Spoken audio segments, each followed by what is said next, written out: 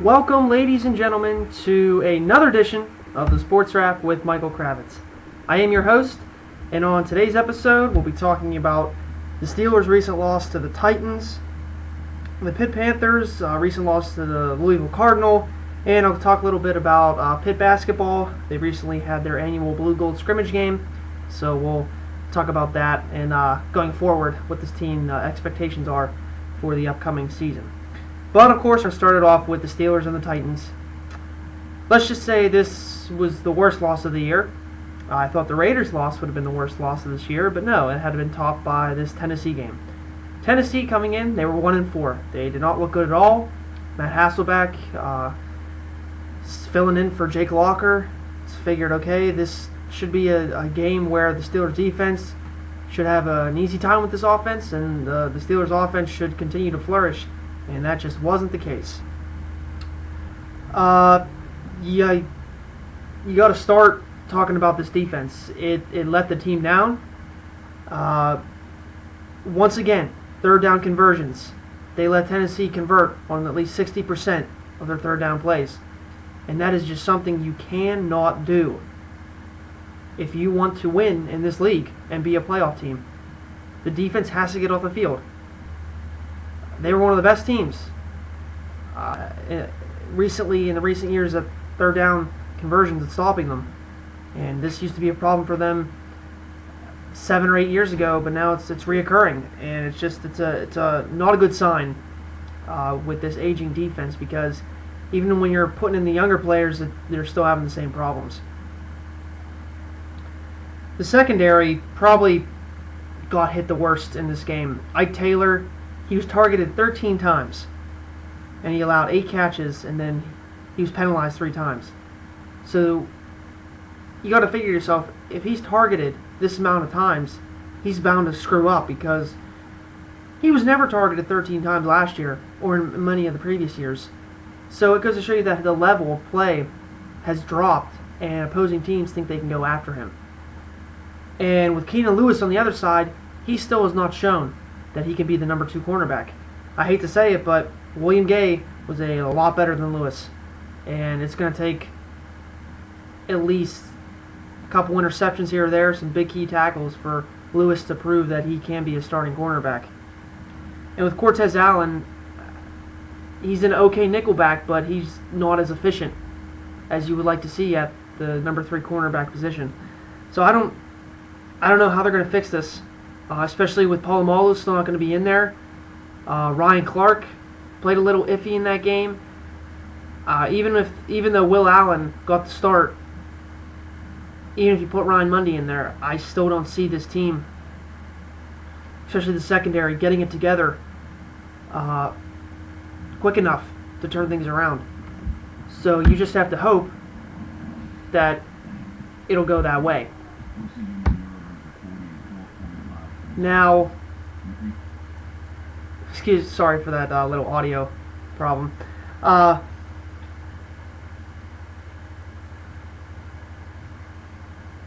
It started with the special teams gaffe when Drew Butler had his punt blocked, and no one touched the guy that came in to block the punt, and it was an easy touchdown because they were at the 2-yard line within a span of 3 plays.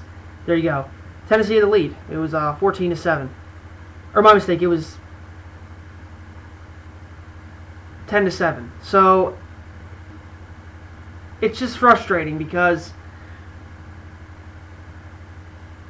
you think that Tennessee is their season's pretty much almost done with because they're 1-4. But they were desperate and they got it done. The offense, on the other hand, was not as crisp as it was. It was better in Philadelphia. It was better than the Philadelphia game. Ben was pretty efficient. He spread the ball out once again. Heath Miller caught a lot of passes, and Isaac Redman. I cannot believe that he had 4 receptions for 105 yards. That's the first time a running back has been over 100 yards since Frenchie Fuqua back in 1970. And you can tell by me pronouncing his name. It's kind of amazing that this has happened. And Mike Wallace, he had one stellar bomb that went for 82 yards and a touchdown, but other than that, he had another catch for 12 yards. Antonio Brown was silent. Sanders was silent. It just was not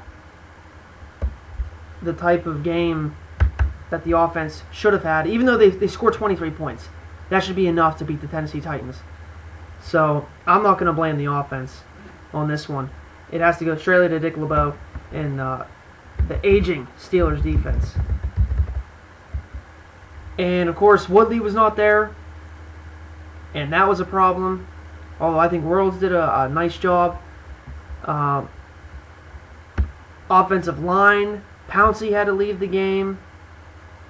Gilbert had to leave for a couple of plays. Foster had to leave for a couple of plays. Overcoming injuries is going to be huge for the rest of the season, because if they can't, then they're going to fail, and they're going to have their worst record in 9 years. So it's just not the type of season you would have expected the Steelers to have.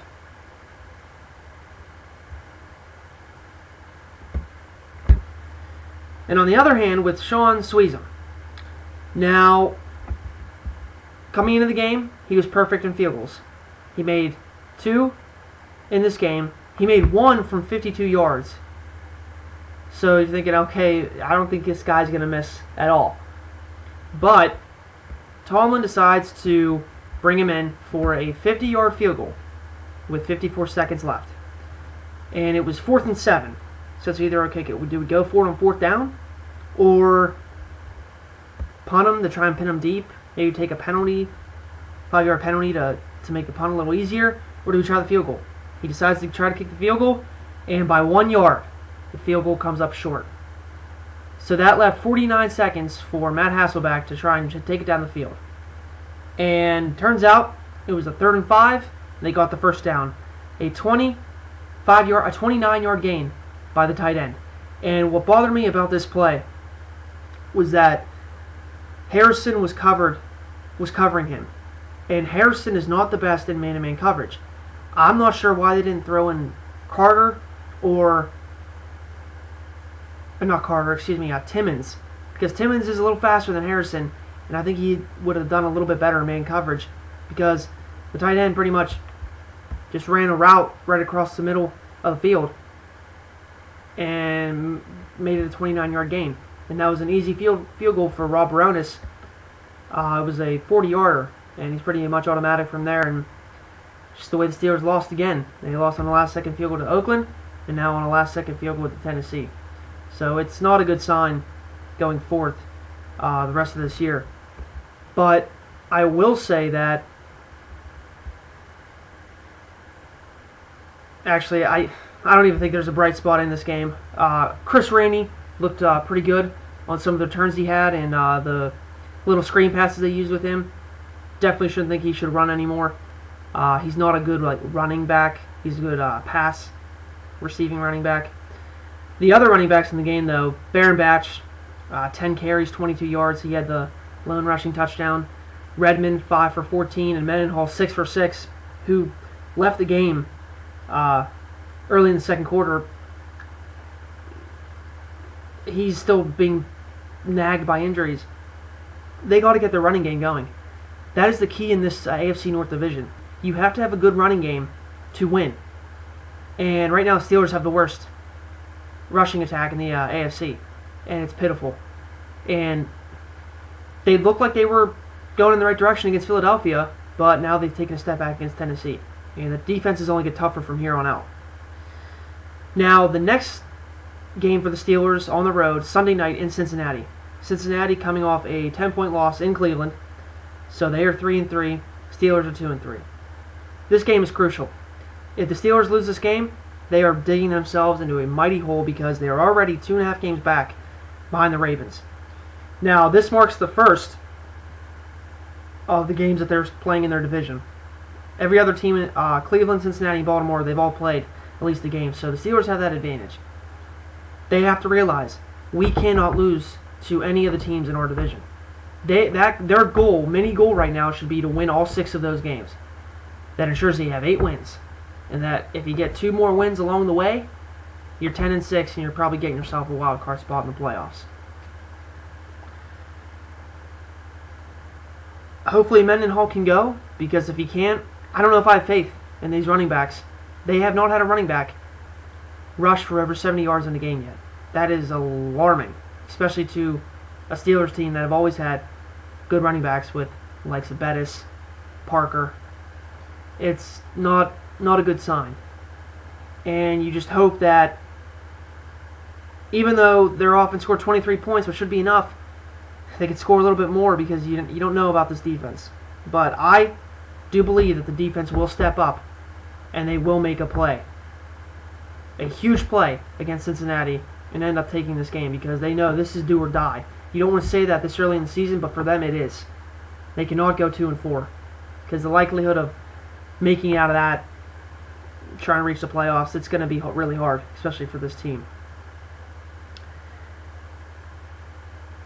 Now, I also would like to address the issue of Alameda Teamu, the 4th-round draft pick by the Steelers this past year. He was arrested yesterday morning, multiple charges, public drunkenness, he smashed into a lot of cars, he was fleeing from police. Police actually said that they feared for their life and they thought they might have had to shoot him. They couldn't even handcuff him at one point. I think Teamu will be kicked off the team. There's no doubt in my mind. He totally embarrassed himself. And to think that, I don't know what made him think to do this. He was going to be the heir apparent to Casey Hampton. He looked good in college. That's why the Steelers drafted him. He was a big defensive tackle. They thought he could replace Hampton. And in my opinion, he would have been here for a long time. But he screwed that up by doing something so stupid. And really, it's his own fault. And I would not be surprised if he does never play football again. Now I want to get into the Pitt-Louisville game that happened Saturday here at Heinz Field. It was a homecoming game. It had an early start time, 11 a.m. And Pitt was still searching for their first Big East Conference win. And they end up not getting it again, because Louisville, their offense exploded in the second half, and Pitt couldn't really answer back as much as Louisville was scoring. They had a lead at halftime by a score of 21-17. But there was a play in that game right before the half that ultimately switched the momentum and gave it all to Louisville.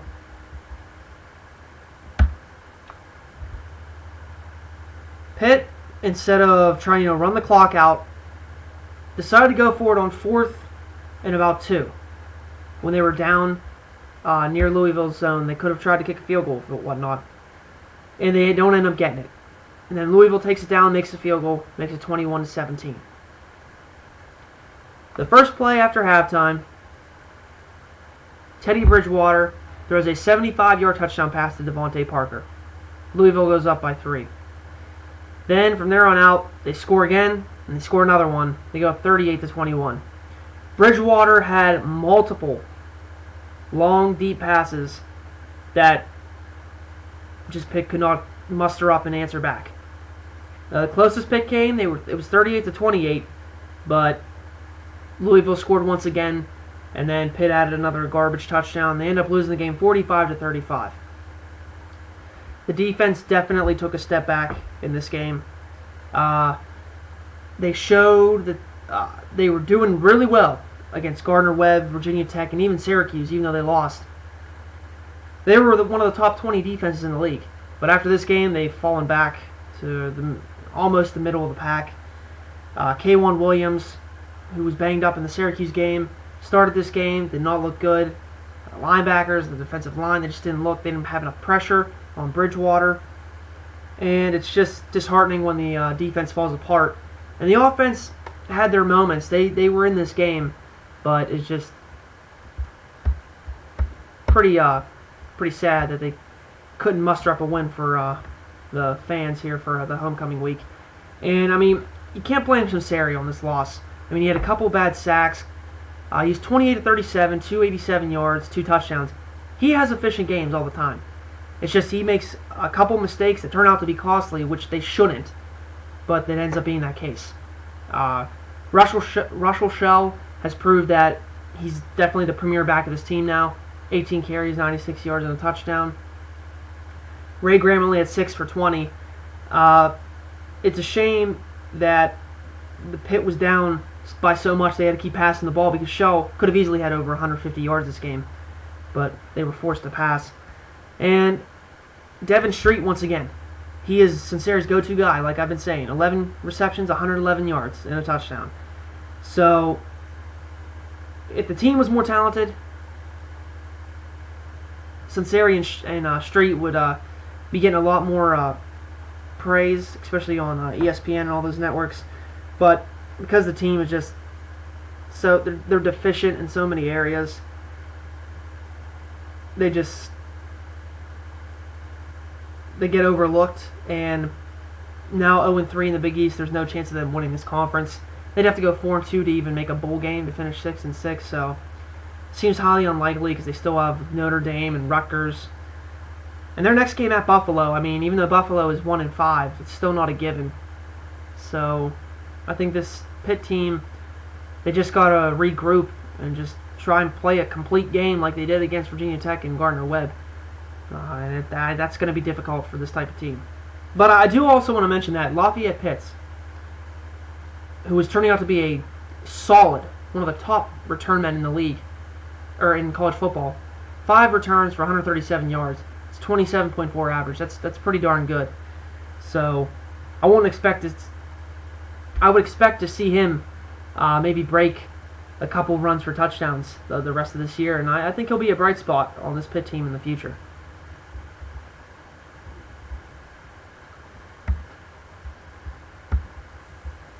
But finally, to top off the show, I want to talk a little bit about the Pitt basketball team. They recently had their blue-gold scrimmage on Sunday, and a lot of the players looked really good. Steven Adams, especially.